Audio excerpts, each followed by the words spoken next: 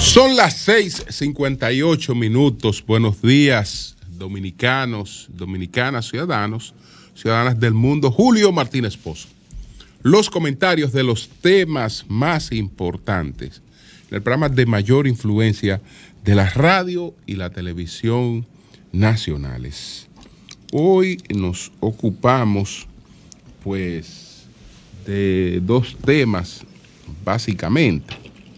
Vamos a hablar, desde luego, de todo este conflicto con Haití y de las significaciones de el 11 de septiembre, hoy concentrándonos un poquito más en el que cumple 22 años, que fue el ataque a las Torres Gemelas y que eso ha representado, porque ayer hablamos un poco más de el 50 aniversario del derrocamiento de Allende.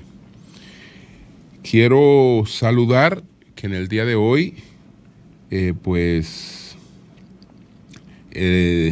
Nanfi Rodríguez, el doctor Nanfi Rodríguez, pone a circular una obra que es un diccionario constitucional. El primer diccionario constitucional dominicano se pone a circular en el día de hoy. Esto es importante porque en términos jurídicos las traducciones no son las traducciones comunes que podemos ir a buscar a cualquier diccionario. Entonces, las cosas hay que interpretarla tal y como son, porque hay términos, por ejemplo, que cualquiera cree saberlo. Una de las discusiones es aquí, por ejemplo, la condición de tránsito. ¿Qué es una persona que está en condición de tránsito? Para muchos, una persona que está en condición de tránsito es una persona que está de paso.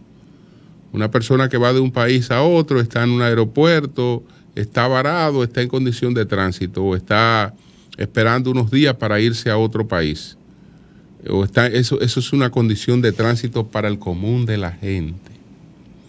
Pero jurídicamente, la condición de tránsito es la permanencia en ilegalidad en un país, no importa que sea de 100 años. Eso es tránsito. Entonces, por eso es que en términos jurídicos hay que buscar lo que es la sesión, lo que es el significado exacto de las cosas. Ya tendremos la oportunidad de conocer un poco más de este diccionario que pone en circulación hoy Nanfi Rodríguez. Nuestras felicitaciones, incluso tenemos una promoción por ahí que un poquito más adelante la colocaremos. Pero señores, miren, también quiero reiterar nuestra solidaridad, nuestro ruego, porque las labores de rescate en Marruecos puedan salvar todavía muchas vidas. Ustedes saben que Marruecos sufrió el pasado viernes. La noche del pasado viernes, Marruecos tuvo un terremoto de 6,8 grados, que hasta ahora es uno de los mayores o el de mayor impacto en el reino de Marruecos. Y en términos iniciales estamos hablando de más de 3.000 muertos. Pero aún con todos los escombros, aún con la labor de rescate apenas en inicio. Entonces yo creo que el mundo debe estar pendiente de la situación que se está viviendo en estos momentos en Marruecos. Bueno, ayer el presidente Joe Biden ofreció unas declaraciones en relación con los acontecimientos del 11 de septiembre del año 2001. Vamos a ver lo que dice Biden para luego decir algunas cosas sobre eso. El presidente estadounidense Joe Biden subrayó que en el 22 aniversario de los ataques terroristas del 11 de septiembre, que la población del país ha demostrado que Estados Unidos nunca se doblega ni cede. La determinación de la población estadounidense ha demostrado que nunca cedemos, nunca nos doblegamos. Esto lo dijo él estando en Alacas, donde hizo una escala tras haber participado en la cumbre G20 en la India y tras haber ido posteriormente a Vietnam. Entonces, bueno, él dice que ese acontecimiento resalta el espíritu invencible de los Estados Unidos de América. ¿Qué fue lo que pasó exactamente ese día?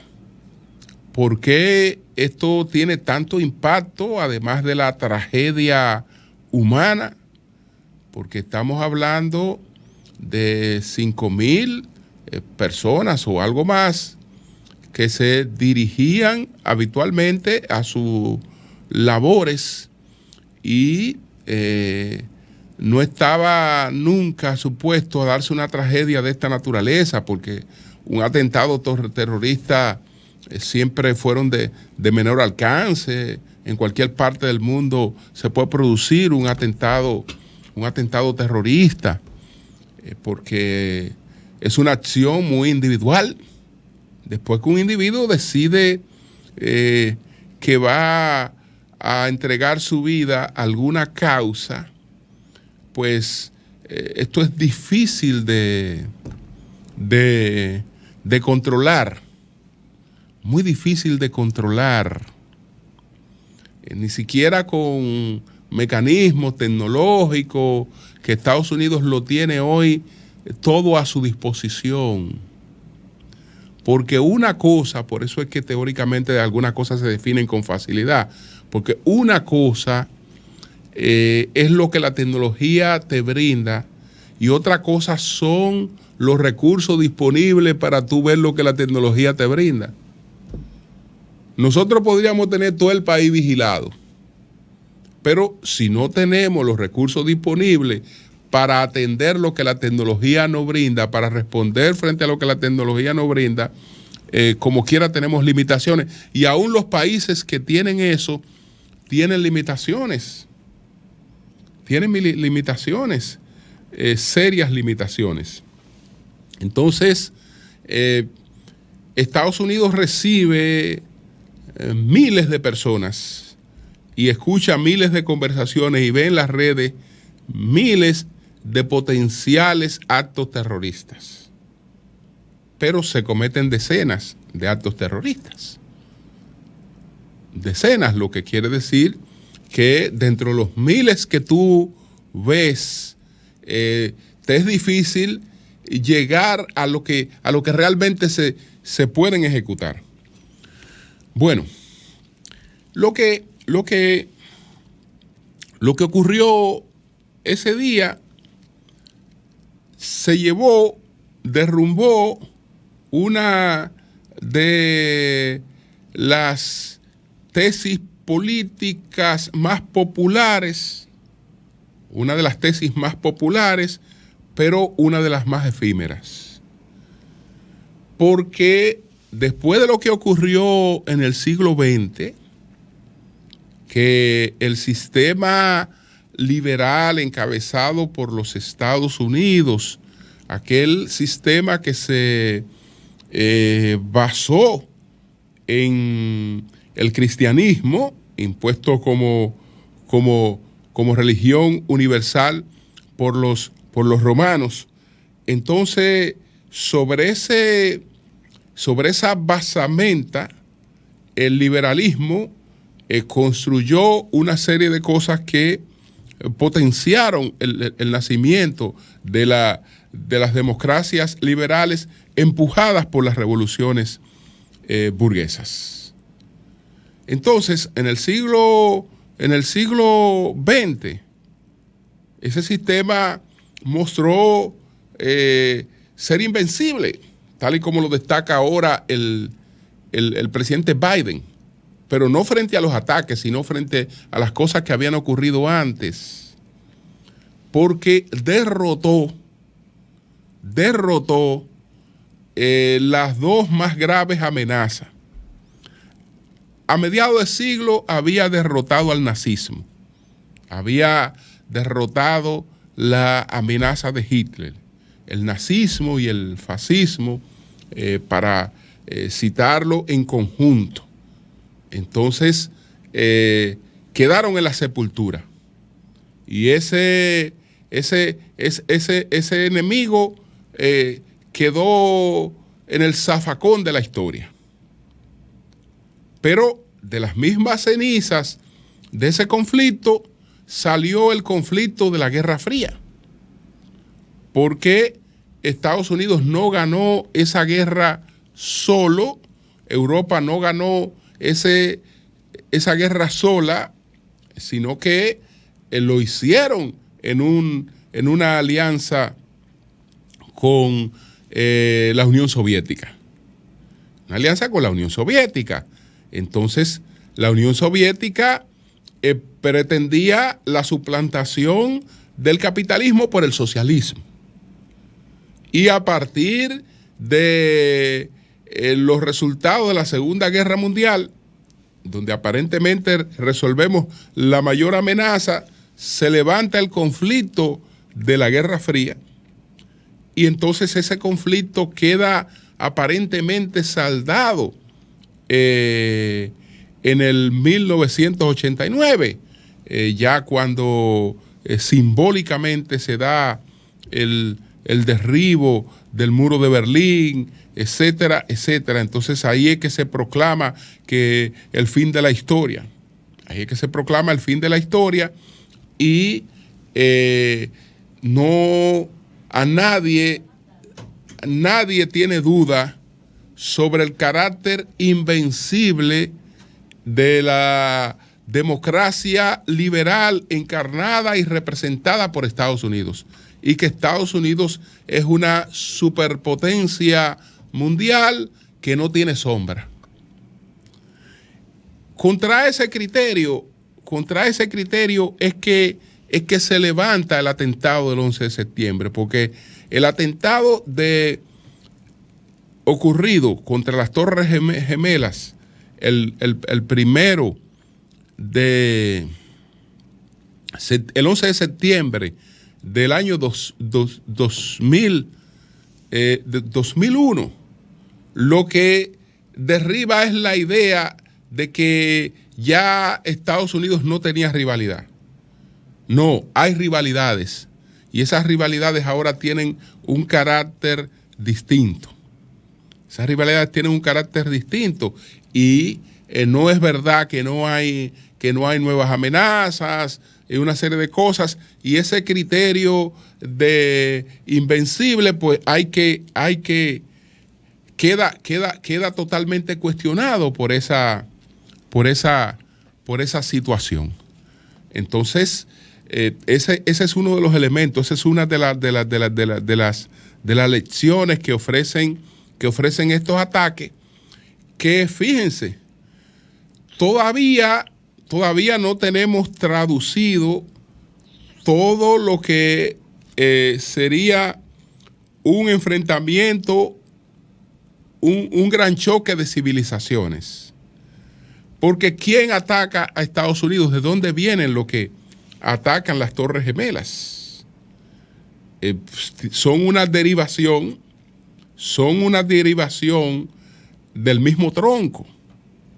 ¿Por qué? Porque a quien ataca a la llamada civilización cristiana encarnada por los Estados Unidos, pues es prácticamente su hermana.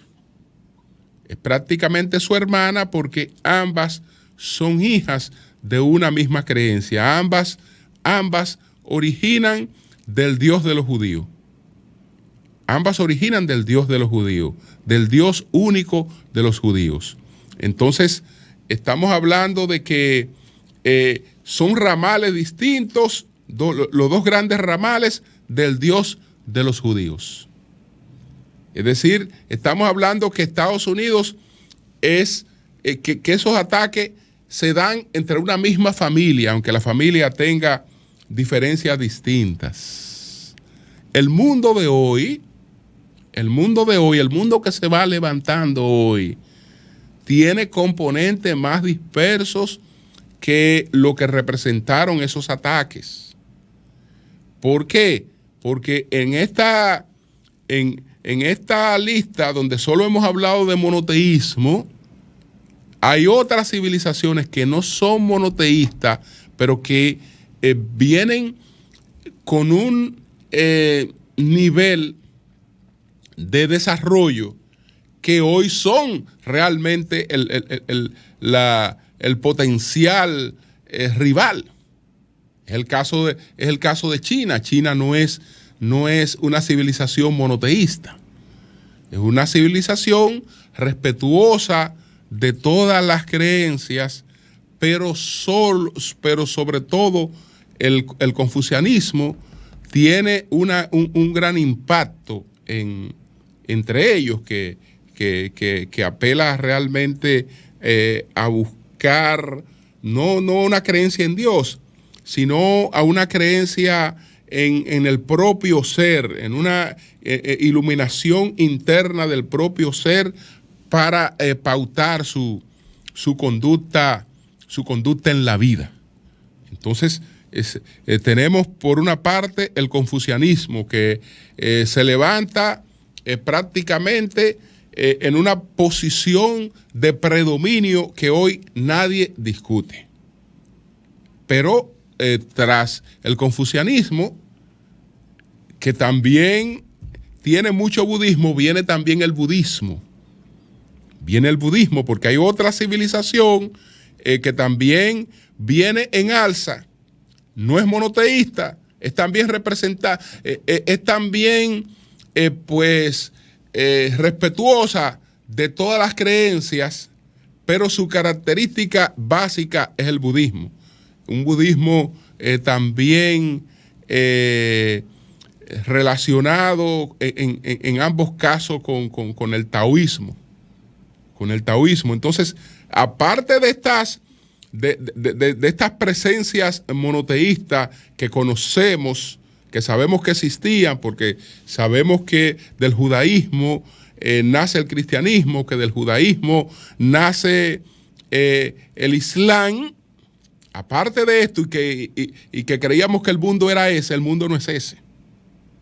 El mundo es eso, más el budismo, más el confucianismo, más el taoísmo, que tienen unas características todas distintas de ver la vida y de ver las cosas, y que nos impactan y nos seguirán impactando absolutamente a todo. Entonces, si algo nos da esa lección del 11 de septiembre del 2001, es a ver la vida en toda su diversidad. A ver la vida en toda su diversidad, y que no hay hoy un predominio absoluto de nadie, y que todas las culturas estamos impactadas e influenciadas de un modo o de otro.